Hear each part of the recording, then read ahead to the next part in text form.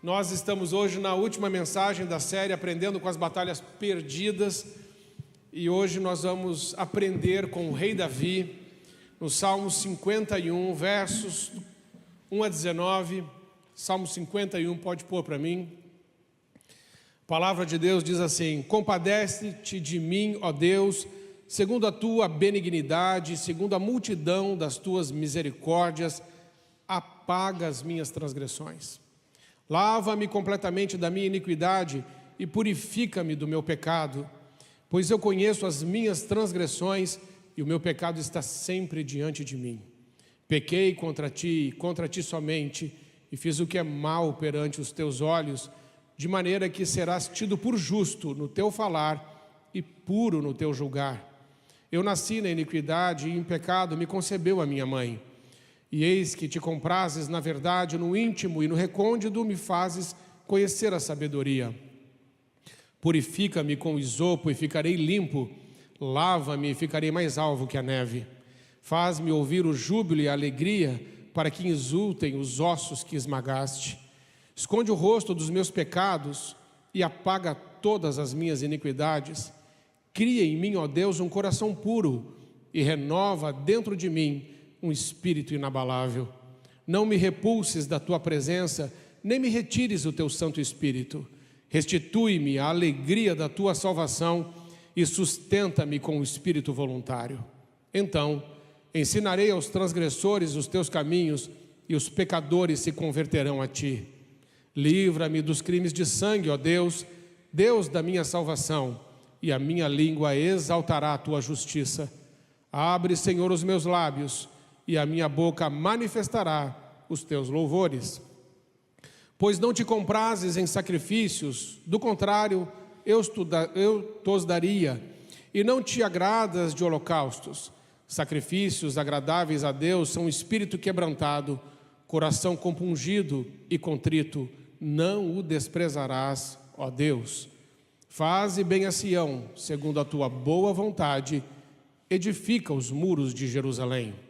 Então te agradará dos sacrifícios de justiça, dos holocaustos e das ofertas queimadas, e sobre o teu altar se oferecerão novilhos.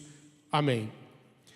Esse salmo é o salmo que é uma referência para todos os estudiosos da teologia, os estudiosos da palavra de Deus, como um salmo referência sobre um arrependimento genuíno, verdadeiro, autêntico, sincero, de dentro para fora.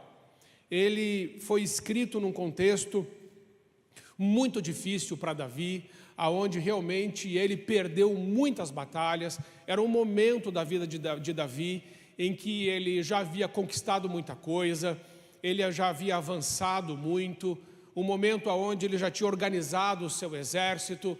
É aquele momento onde eu e você achamos que nós estamos no controle daquilo que está acontecendo na nossa vida.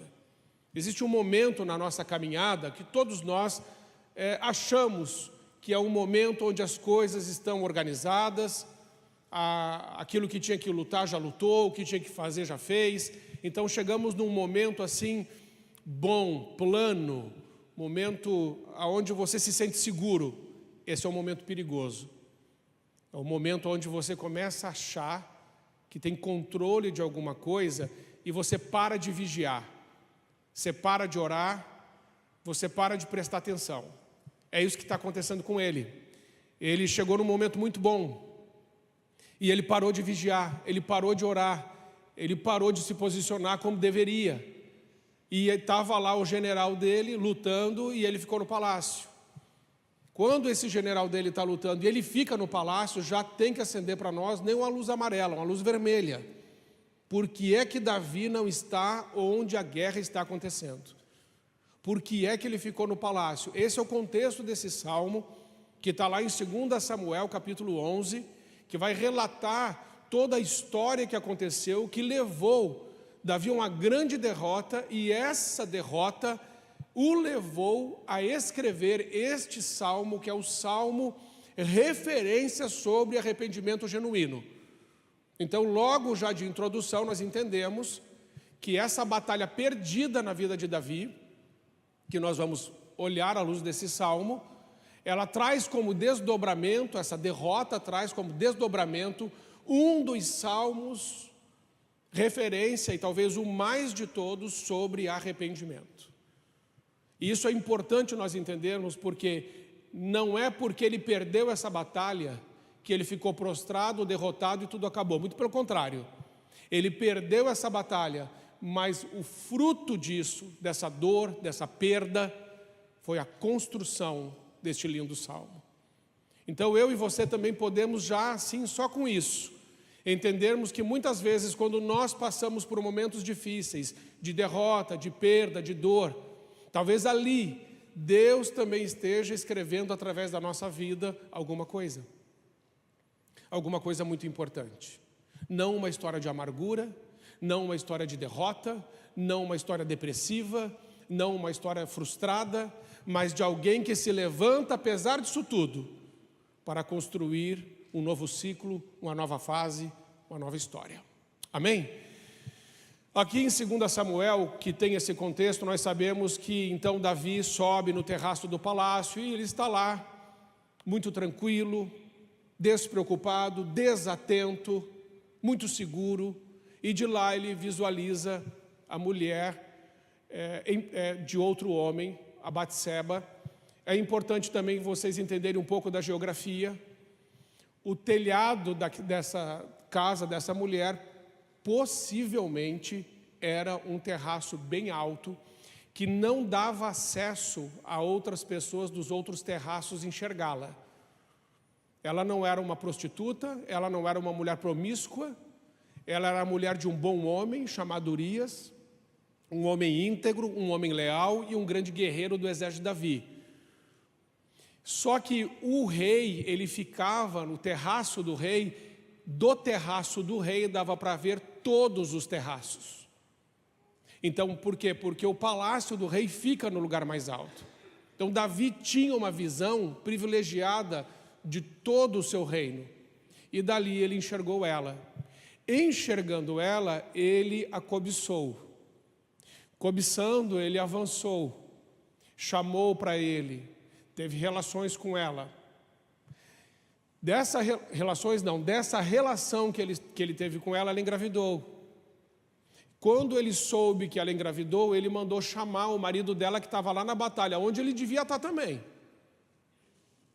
E ele manda chamar Urias, para que Urias venha e se deite com ela, porque se o Urias vem e se deita com ela, essa gravidez fica do Urias e não dele.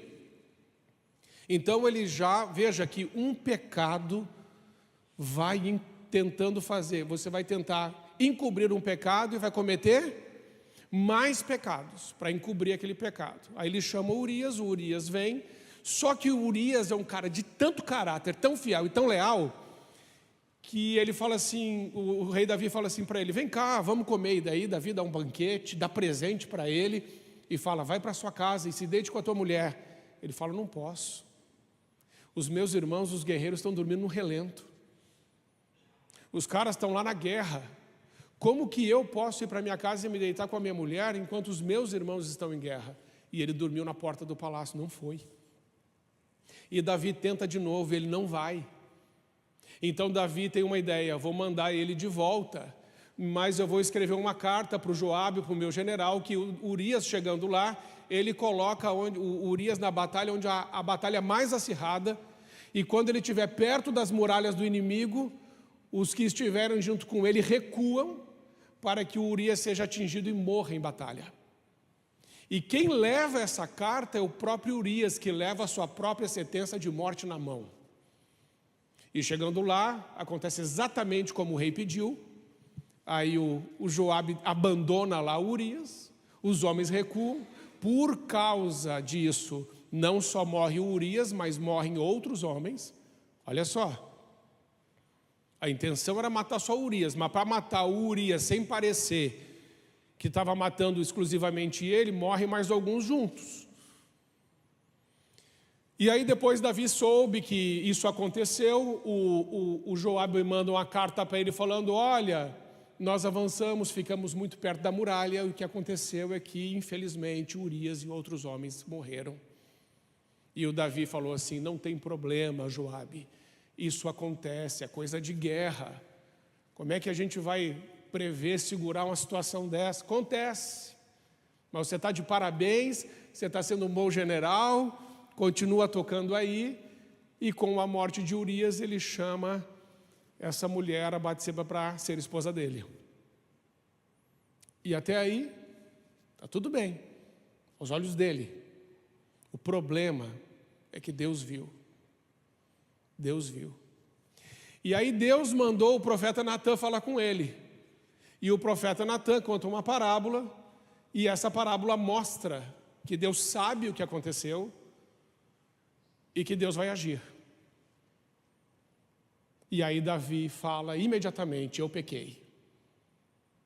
E é nesse contexto que nasce o Salmo 51. E agora a gente vai olhar ele e entender como essa derrota na vida de Davi se transforma através desse salmo numa consumada vitória.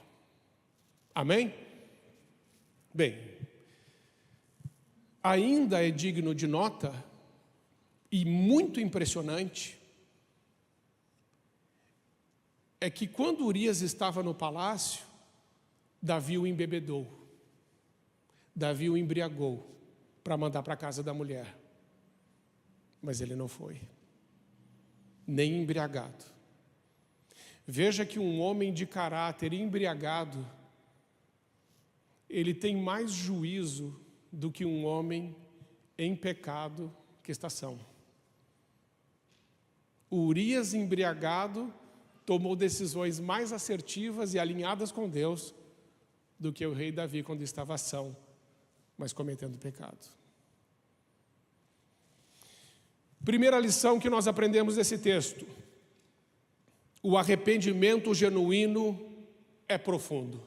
Verso 1 e 2. Compadece-te de mim, ó Deus, segundo a tua benignidade e segundo a multidão das tuas misericórdias. Veja como é quando a gente precisa de Deus.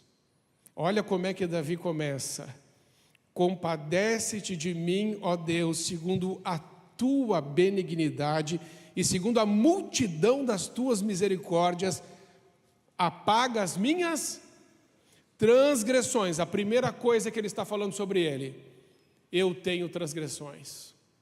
O arrependimento é genuíno. Verso 2: lava-me completamente da minha iniquidade. Segundo nome que ele dá para pecado: iniquidade. E purifica-me do meu pecado. Dá o nome de pecado. Ele usa transgressão, iniquidade e pecado. Quando o arrependimento genuíno vem em Davi, ele não fala simplesmente assim: Senhor, perdoa-me daquilo que eu fiz. Não. Eu sei o que eu fiz foi uma transgressão. A palavra transgressão é rebelião, é autoafirmação. O que Davi está dizendo já no verso 1 é assim: Senhor, aquilo que eu fiz é porque eu tomei o teu lugar. Eu fui dono de mim mesmo. Eu quis agir segundo a minha vontade, o meu querer, os meus desejos e as minhas paixões. E eu tomei a mulher de um homem que eu não deveria ter feito isso, porque eu tenho um monte de mulheres aqui nesse palácio, e cobicei a mulher daquele homem e o matei. Eu fui um rebelde, eu fui um transgressor. Mas ele começa dizendo: Senhor, mas apesar disso, eu sei que o Senhor é rico em misericórdia. Tenha misericórdia de mim. Segundo, ele usa a palavra iniquidade, que é distorcer, perverter os propósitos de Deus. E terceiro, ele usa a palavra pecado, errar o alvo, está fora do propósito de Deus. O que ele está dizendo então?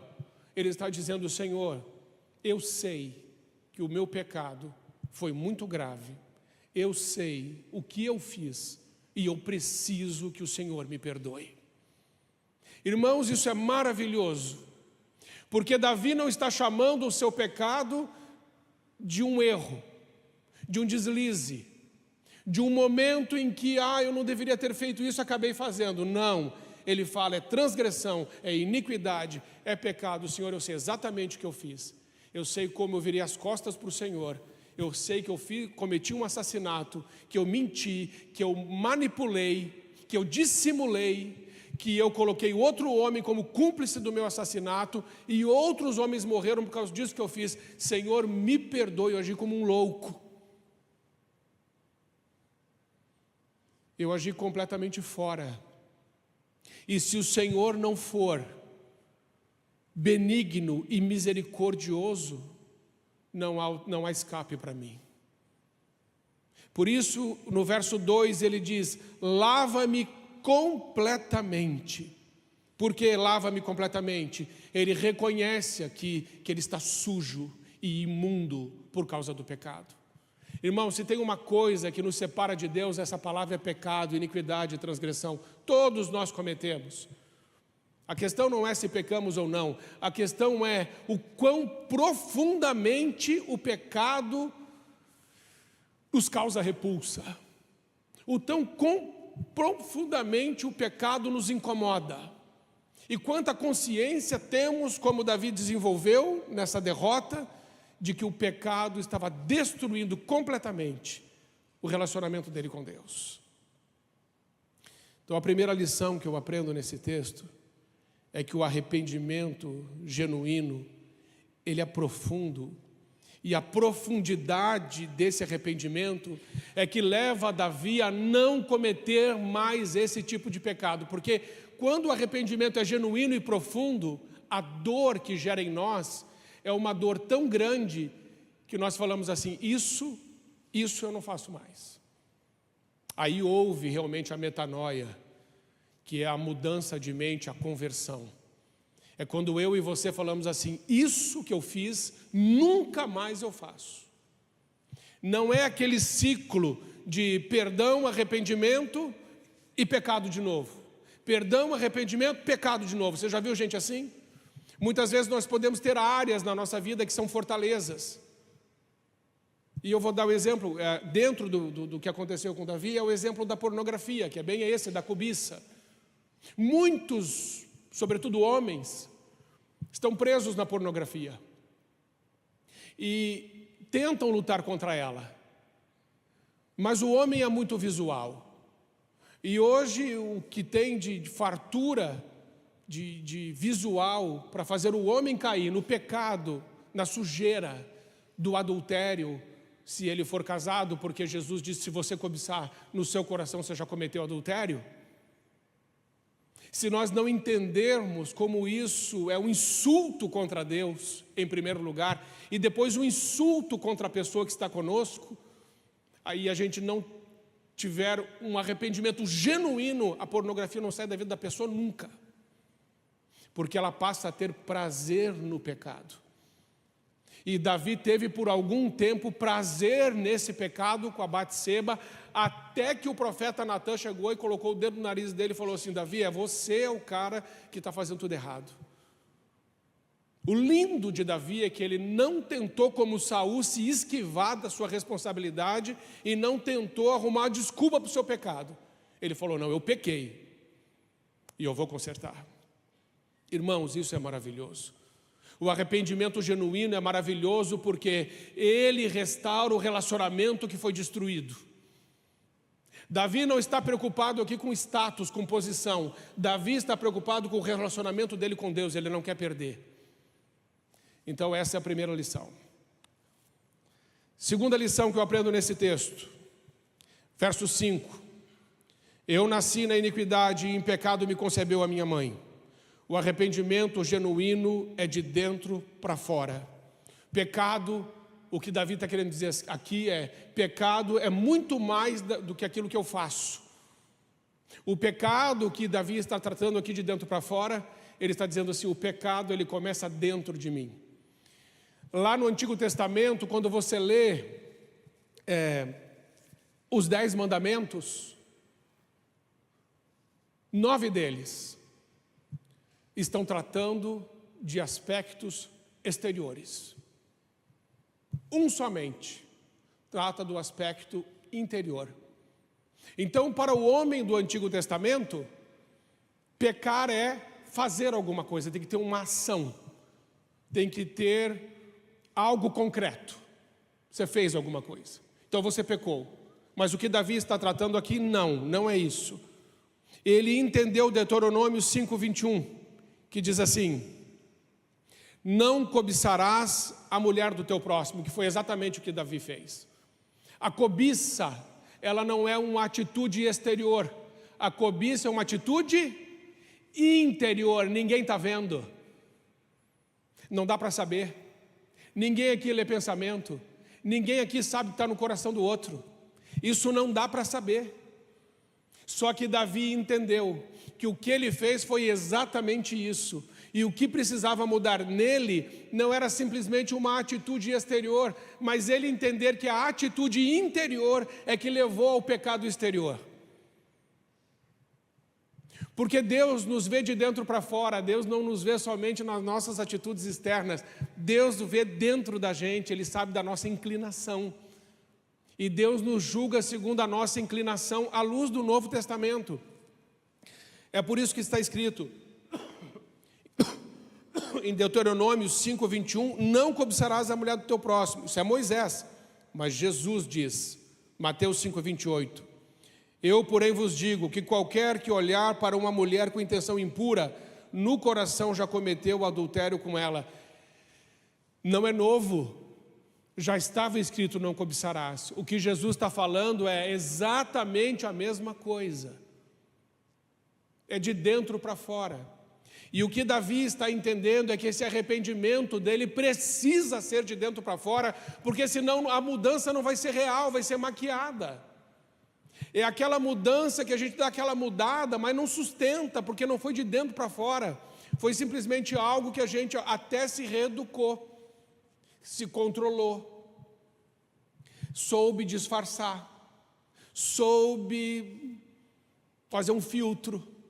E parece que está tudo bem, mas lá dentro, Jesus vai dizer isso para os fariseus, lá em Mateus 23, fariseus, vocês são caixões caiados, lindos por fora, podres por dentro, porque Jesus enxerga o interior, como Jesus diz para o profeta Samuel, Samuel, Deus não vê como vê o homem, Deus vê o coração, Ele conhece a inclinação do nosso coração, então podemos enganar todo mundo, mas não podemos enganar a Deus, nem queremos, nem devemos, mas devemos pedir a Deus, Senhor, como o Senhor fez com Davi, faz comigo, muda a inclinação do meu coração. Mas a gente vai ver mais para frente que não dá para mudar a inclinação do coração, na verdade, nós vamos precisar receber um novo coração. Como aquela música, recebi um novo coração do Pai, coração regenerado, coração transformado, coração que é inspirado por Jesus. Amém? Então essa inclinação está ali, e o apóstolo Paulo também fala disso lá em Romanos 7,7, quando diz, que diremos, pois, é a lei pecado? De modo nenhum, mas eu não teria conhecido o pecado, senão por intermédio da lei, pois eu não teria conhecido a cobiça, se a lei não dissera, não cobiçarás. Em Romanos capítulo 7, o único mandamento que o apóstolo Paulo está citando aos romanos, dos 10 mandamentos, é justamente o mandamento que fala de uma mudança de dentro para fora. Por que o apóstolo Paulo não usou outro? Porque o apóstolo Paulo estava querendo falar com os romanos acerca de uma mudança de inclinação do coração, porque a nossa carne não presta, e a nossa carne não melhora. É por isso que aquele que está em Cristo precisa realmente nascer de novo e ser uma nova criatura, porque se seguirmos os desejos e paixões da nossa carne, nunca agradaremos a Deus, porque a carne não pode agradar a Deus, somente no Espírito agradaremos a Deus. Por isso a mudança precisa ser de dentro para fora. O arrependimento genuíno é de dentro para fora.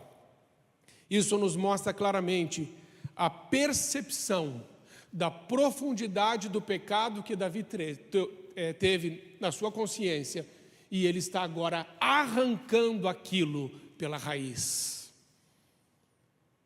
Que coisa maravilhosa é quando nós sofremos uma derrota como essa, mas essa derrota se torna um pedagogo de Deus, um professor de Deus, para nos colocar no trilho correto da salvação e das santas veredas da justiça de Deus. Que derrota maravilhosa é essa que transforma um homem, como Davi naquele momento, completamente perdido em seus desejos e paixões, agora num homem totalmente quebrantado, com o coração contrito, temente a Deus e pedindo: Senhor, me transforma, porque eu não quero ser esse homem que desagrada ao Senhor, que faz as coisas que o Senhor reprova, que adultera, que mata, que mente, que manipula, que dissimula. Amém, irmãos? A terceira lição que eu aprendo com esse texto é que o arrependimento genuíno devolve a alegria e a paz. É muito lindo isso, porque enquanto o Davi estava ali tentando, antes do profeta Natan chegar, que ele estava vivendo com aquela mulher, você pode ter certeza de uma coisa: todos os dias ele lembrava: eu matei aquele homem, eu estou com essa mulher, mas custou a vida daquele homem, eu tive que usar o meu general como cúmplice, eu tive que mentir, tive que manipular para eu sustentar esse relacionamento, que aos olhos dos homens está tudo bem, mas eu perdi a minha alegria, eu perdi a minha paz. Veja para mim aí, faz favor, o Salmo 32, se não me falha a memória. No Salmo 32, Davi vai dizer que enquanto ele se calou, enquanto ele manteve silêncio, e veja que Deus é que vai quebrar esse silêncio. Salmo 32 diz assim: enquanto eu calei os meus pecados, envelheceram-se os meus ossos pelos meus constantes gemidos. Quando? Todo dia. Louvado seja Deus que levanta profetas Natãs, ainda hoje, homens e mulheres de Deus, que podem colocar o dedo no nosso nariz e dizer assim: olha, isso não está certo. Ou senão o próprio Espírito Santo vem e nos confronta, falando assim: olha, aquilo que você fez não está certo, mas eu estou te confrontando para te salvar. Eu estou te confrontando para te trazer paz na sua consciência.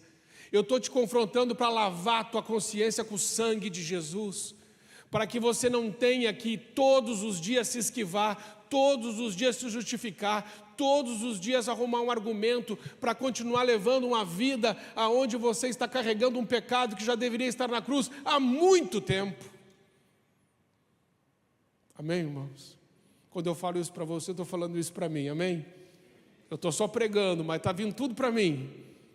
Você pega o que é para você, eu pego o que é para mim. Mas é verdade, às vezes nós justificamos um pecado, argumentamos um pecado, enfeitamos um pecado.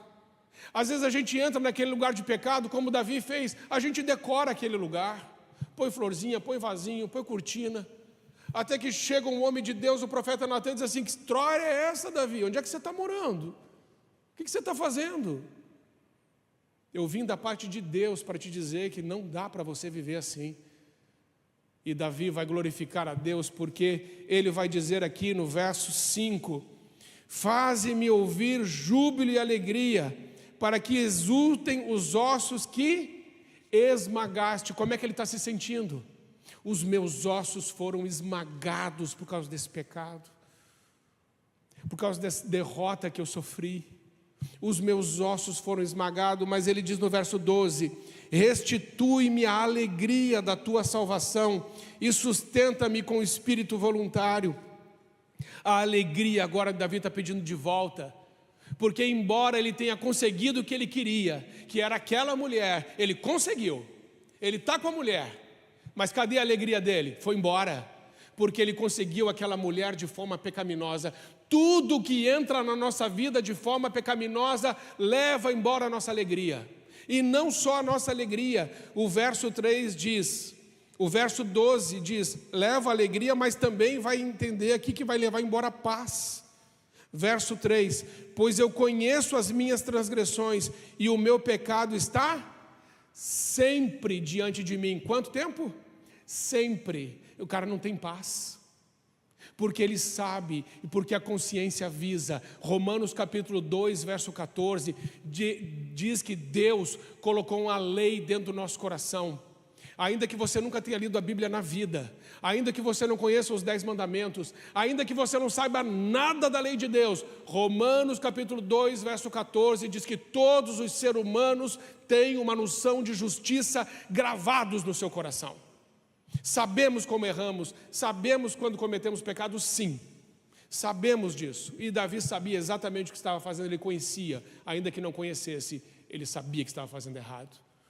Então o pecado estava diante dele, ele perdeu duas coisas, a alegria e a paz.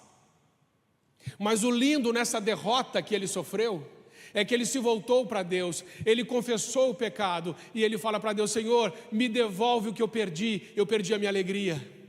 Senhor, me devolve o que eu perdi a minha paz. É por isso que naquele outro verso ele diz assim: lava-me completamente, Senhor, eu estou me sentindo muito sujo, mas se o Senhor me lavar, eu ficarei puro, branco, mais alvo do que a neve, e a minha consciência pode ser limpa. Eu acho que Hebreus, vê para mim, 9,14, diz que o sangue de Jesus é capaz de purificar a nossa consciência de todas as obras mortas. Muito mais o sangue de Cristo, que pelo Espírito Santo, que pelo Espírito Eterno, a si mesmo se ofereceu sem mácula a Deus, purificará a nossa consciência de obras mortas, para que sirvamos ao Deus vivo. O que Davi está pedindo na verdade é isso: Senhor, lança o teu sangue sobre a minha consciência, porque eu já estou vivendo essa coisa que eu fiz milhares de vezes, isso vem à minha mente milhares de vezes, eu não aguento mais ver esse filme, eu não aguento mais repetir essa história na minha vida. Senhor, lava. É isso que ele está pedindo. E sabe, irmão, se é para perder assim, aí vale a pena perder.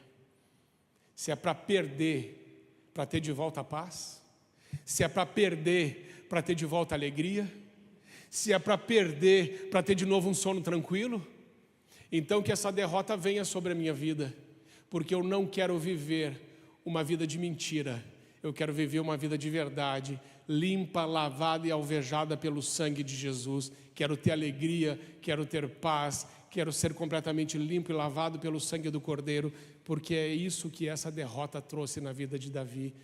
A sua derrota foi transformada em grande e maior consumada vitória. Amém, irmãos?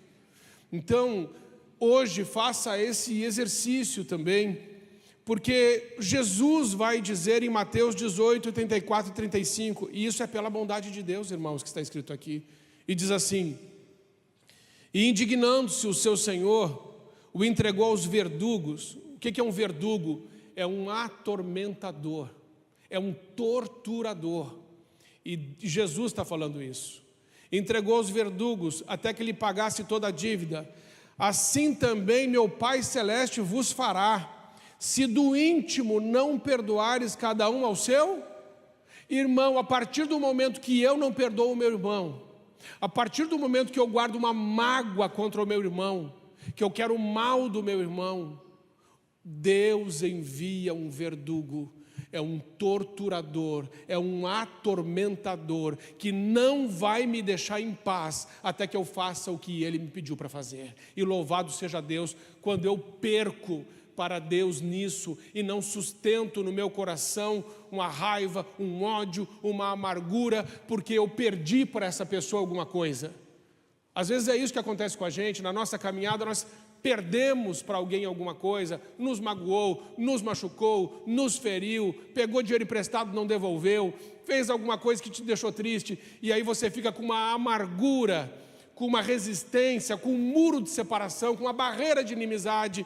O que Jesus está dizendo aqui é que enquanto eu e você mantivermos esse comportamento, Ele vai dar ordem aos verdugos e vai dizer assim: atormente e torture até que Ele perdoe. Porque se não perdoar, na oração do Pai Nosso está escrito: se eu não perdoar o meu irmão, o Senhor não me perdoará também. Veja que perdão é condicional para a salvação.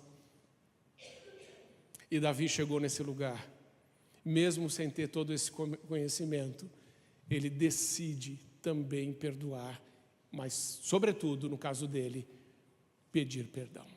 Então, o arrependimento genuíno devolve a alegria e devolve a paz em todos os âmbitos da nossa vida. Sejamos nós os causadores ou os sofredores da ação, não importa. O perdão é que vai trazer a alegria, a paz, o sono, a consciência tranquila, uma vida abundante. Amém? Quarta lição que a gente aprende nesse texto: O arrependimento genuíno nos faz humildes. Verso 4. Pequei contra ti e contra ti somente, e fiz o que é mal perante os teus olhos, de maneira que serás tido por justo no teu falar e puro no teu julgar. O que ele está falando para Deus? Senhor, o que eu fiz não tem justificativa. Não tem. O que o Senhor falar, o Senhor é justo. E o que o Senhor julgar, está certo. O Senhor é justo no seu julgar. O Senhor é justo no seu falar. Aí ele vai dizer no verso 14: livra-me dos crimes de sangue, ó Deus, Deus da minha salvação, e a minha língua exaltará a tua justiça. Veja que ele está dando nome para o seu pecado. O que ele está dizendo para Deus é: Senhor, eu matei aquele homem. Livra-me desse crime de sangue. Limpa-me desse crime de sangue. Eu não podia ter matado aquele homem. Ele lembra o que Deus fez com Saul.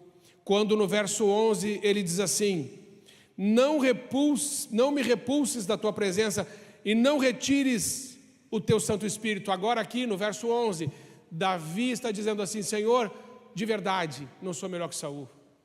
Eu não sou melhor que Saul. E por causa do que Saul fez, que foi menos do que eu fiz, o Senhor retirou dele o seu espírito. E Saul não foi mais rei. E embora ele suplicou e depois com lágrimas, não adiantou mais. O Senhor retirou o espírito de Saul e o Senhor colocou o espírito em Davi. Só que agora Davi está em pecado. E ele está dizendo a Deus: Senhor, não retire de mim o teu espírito, porque se o Senhor fizer comigo o que o Senhor fez com Davi, eu estou perdido. Como ele se tornou humilde. E para mim o maior sinal de humildade de Davi é que ele se considera aqui exatamente igual a Saul, ou pior que Saul. É por isso que em Filipenses 2, versos 1 e 2, depois vai nos ensinar que nós devemos considerar o outro superior a nós mesmos. E isso é humildade. Só que a gente aprende isso muitas vezes quando a gente está na lama, quando a gente não tem mais nada. Quando a gente está suplicando para Deus: Senhor, não vá embora, não retire de mim o teu espírito. Aqui o Davi não está falando de perda da salvação, não é sobre isso. O que Davi está falando aqui é sobre perda da autoridade. Porque quando Deus tirou o espírito dele de Saul, Saul não era mais rei. Rei agora era Davi. E agora Davi está na mesma situação, Mas a oração dele é: Senhor, não retire de mim o teu espírito. Então ele lembra do que Deus fez com Saul. E a falta de arrependimento genuíno de Saul lhe veio à mente. Porque no verso 17 ele vai dizer assim: sacrifícios agradáveis a Deus são um espírito quebrantado, um coração compungido e contrito. Não desprezarás, ó Deus. Veja o que Davi disse: sacrifícios agradáveis a Deus são um espírito quebrantado, coração compungido e contrito. O que Davi está dizendo é: Senhor, eu aprendi com Saul. Saul quis te dar sacrifícios de animais para encobrir o seu pecado. O Senhor não aceitou, porque o Senhor quer ver uma mudança aqui dentro. Porque o Senhor tem nojo e repugno de sacrifícios de mãos sujas, cujos corações realmente não se convertem. É o que está escrito sobre Saul. Em 1 Samuel 15, 22 e 23 diz assim: olha como é que foi a rejeição de Saul. É o que Davi está lembrando. Porém Samuel lhe disse: tem porventura o Senhor tanto prazer em holocaustos e sacrifícios, quanto em que se obedeça a sua palavra? Eis que o obedecer é melhor do que o sacrificar, e o atender melhor que a gordura de carneiros, porque a rebelião é como um pecado de feitiçaria. Veja como é que Samuel explica. Davi diz que foi rebelde. Deus encara a rebelião como um pecado de feitiçaria. Um feiticeiro para Deus e um rebelde é a mesma coisa. E a obstinação é como idolatria. O que é a obstinação? Eu vou fazer assim e deu. Foi o que Saul fez. Eu vou fazer desse jeito. E Samuel falou: não faça. Ele falou: eu vou fazer desse jeito, do meu jeito. Então ele foi desobediente, feiticeiro, obstinado, idólatra. todo obstinado para Deus é um idólatra. Todo desobediente para Deus é um feiticeiro. Visto que rejeitastes a palavra do Senhor, diz Samuel para Saul, ele também rejeitou a ti, para que não seja reis. Ou seja, acabou. Há um momento em que Deus fala assim, deu. A única coisa que pode impedir o Senhor de dizer assim, agora Deus chega, é quando Ele enxerga em nós um coração compungido, um espírito contrito, e isso Ele não despreza. Porque Deus lê a gente aqui dentro. Deus não vê teatro, Deus vê de verdade. Davi, ele fala da dor da fratura. Ele diz assim, faze-me ouvir o júbilo, para que exultem os ossos que esmagaste. A graça de Deus, muitas vezes, irmãos, vai nos fazer sentir dor. Vai doer. Aqui é a graça de Deus que está agindo. E não é porque a graça de Deus que está agindo que vai ser fácil. Não é porque a graça de Deus que está agindo aqui no coração genuinamente arrependido que não vai ter dor, e a dor aqui é de fratura. Ele diz assim, os ossos que o Senhor esmagou. Muitas vezes o Senhor vai nos apertar de uma forma tão forte que nós vamos gemer de dor. Mas essa dor é a dor que leva à salvação. É a dor que leva ao arrependimento.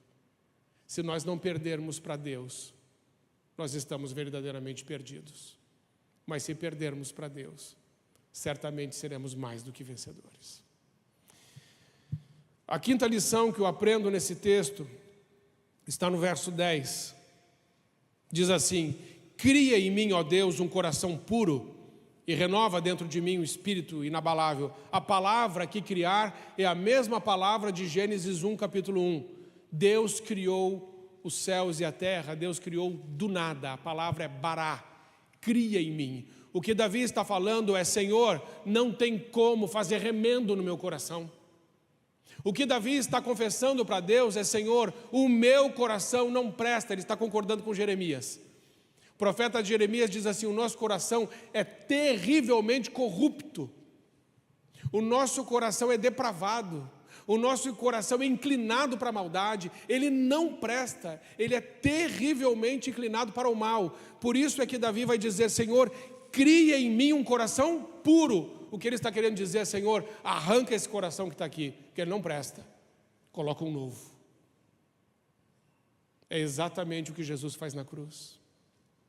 Nós recebemos, como diz a música, um novo coração do Pai. Um coração regenerado, é isso que ele está pedindo. Um coração transformado, um coração que é inspirado por Jesus. Porque a boca fala o que está cheio, o coração. Ele pede uma regeneração do coração. Ele não vai entronizar mais seus desejos e paixões. Daqui para diante, Davi vai dar um basta em seguir seu próprio sentimento, em seguir seus próprios desejos, paixões, seguir seu coração. Não. Esse novo coração significa uma nova mente, porque a palavra coração na Bíblia, ela é completa. Coração é mente e alma. Ele está recebendo aqui uma mente transformada, como diz lá em Romanos 12:2, não vos conformeis com este mundo, mas sejam transformados pela renovação da vossa mente, para que experimenteis qual seja a boa, perfeita e agradável vontade de Deus. Sem esse coração puro, nós não experimentamos a boa, perfeita e agradável vontade de Deus. Não conseguimos. É impossível. Somente com este coração purificado experimentamos a boa, perfeita e agradável vontade de Deus. Porque aí há um alinhamento entre a nossa vontade e a vontade de Deus. Não há mais a guerra, ela acaba. Leia Romanos 7 e leia Romanos 8. O Romanos 7 fala da nossa perda para a lei, a forma que nós não conseguimos cumprir a lei. Mas Romanos 8, já no verso 1, o apóstolo Paulo diz assim, não há condenação para os que estão em Cristo Jesus. Não há nenhuma condenação, porque Cristo já os justificou. E ele começa a falar dessa vitória que nós temos sobre a lei do pecado, através da lei do Espírito. E o versículo 7 ainda diz, dentro disso, um novo coração. Purifica-me com isopo e ficarei limpo. Lava-me e ficarei mais alvo que a neve. Ele está apontando porque o sangue de Jesus vai fazer no Novo Testamento. Sexta lição que eu aprendo nesse texto e última: o arrependimento genuíno gera testemunho. Geralmente, irmãos, quando nós perdemos, tudo o que queremos fazer é enterrar a derrota, é esconder a derrota, é não falar sobre isso. E às vezes falamos assim: vamos colocar uma pedra sobre esse assunto. Não é esse o ensino bíblico. É pegue esse assunto aonde você foi derrotado e mostre como a graça, a glória, o poder e a majestade de Deus veio sobre a sua vida e virou a tua história, virou o teu cativeiro, te deu uma nova chance, te alinhou de novo, te levantou de novo. Transforme a sua derrota em consumada vitória e leve isso como um testemunho.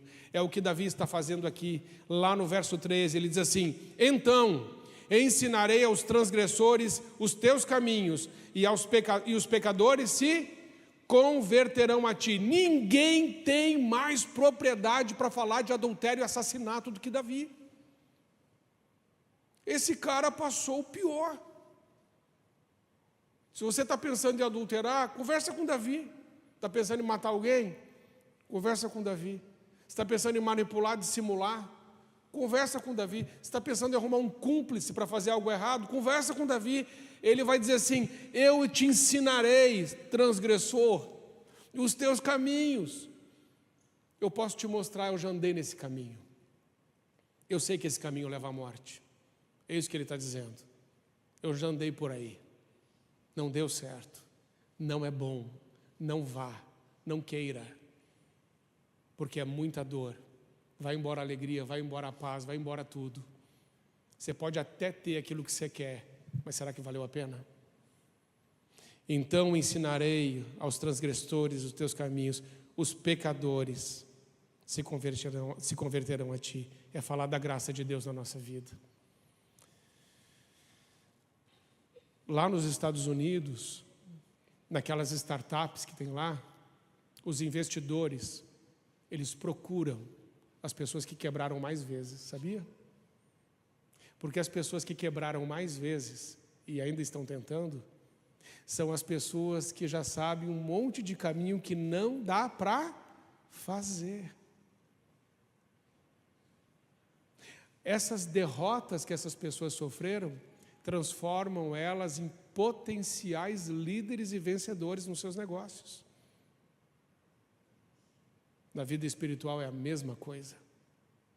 Não que a gente deva errar, mas os nossos erros nos fazem conhecedor de caminhos que levam à morte. E a gente pode dizer para outros: não vá por aí, não é bom. Ouça o meu testemunho, eu tenho um testemunho para te contar, da graça e do favor de Deus. Então Davi agora está testemunhando. Um arrependimento genuíno gera testemunho. Verso 15: abre, Senhor, os meus lábios, e a minha boca manifestará os teus louvores.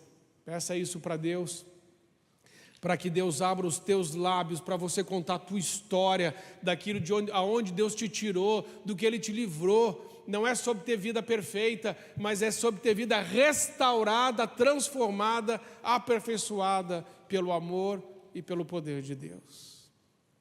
Amém, irmãos? Preguei direitinho? Deu para entender? São essas lições. Quais são as lições? Primeiro, profundidade do pecado. Segundo, as minhas inclinações. Terceiro, paz e alegria restauradas. Quarta, a humildade. Quinta, um novo coração. Sexta, eu tenho um testemunho para contar. Que Deus use as suas batalhas perdidas como um degrau para que Ele possa subir, aparecer na sua vida como grande Redentor, Salvador, Pai misericordioso e bom que Ele é. E que você possa crescer mais e mais. Como diz Efésios 4, nós devemos crescer e amadurecer até alcançarmos a estatura do varão perfeito, a saber, Jesus Cristo nosso Senhor. Cada vez que você se levanta um pouquinho mais parecido com Jesus. Mas procure não cair muito. Eu também vou tentar. Mas se a gente cair, Deus nos levantará e nos fará um pouquinho mais parecido com Ele, se decidirmos continuar. Amém, irmãos? Vamos orar? Vamos ficar em pé? Senhor, nós queremos agradecer essa noite, porque nós podemos aprender um pouquinho com a história de Davi no Salmo 51. E quando olhamos para o Salmo 51, sabemos que história está por trás desse salmo e como o Senhor levantou um homem que estava completamente prostrado, derrubado, desgastado, sem paz e sem alegria, com o pecado diante dele todos os dias. Aí o Senhor chegou e transformou a vida dele. Senhor, levanta-nos também, restaura-nos, e que o nosso coração seja sempre como o coração de Davi, que é um homem segundo o coração de Deus. E o que isso significa senão um coração contrito e um espírito quebrantado? Deus não rejeitará. Senhor, é esse coração que hoje apresentamos diante do Senhor. O Senhor conhece a nossa história, sabe dos nossos pecados, sabe de tudo, mas nos apresentamos hoje aqui com o coração contrito, um espírito quebrantado, e pedimos ao Senhor: ajuda-nos como o Senhor ajudou o teu filho, levanta-nos como o Senhor o levantou e usa-nos para a glória do teu nome, porque nenhuma batalha perdida é de fato perdida quando os nossos olhos se voltam para o nosso Salvador, e nenhuma tempestade pode nos afundar quando estendemos a mão e dizemos: socorre-nos, Senhor, porque o Senhor nunca nos deixa e o Senhor jamais nos abandona. Então, Pai, de glória em glória, vai nos transformando segundo a tua imagem, conforme a tua semelhança, em nome de Jesus. Amém.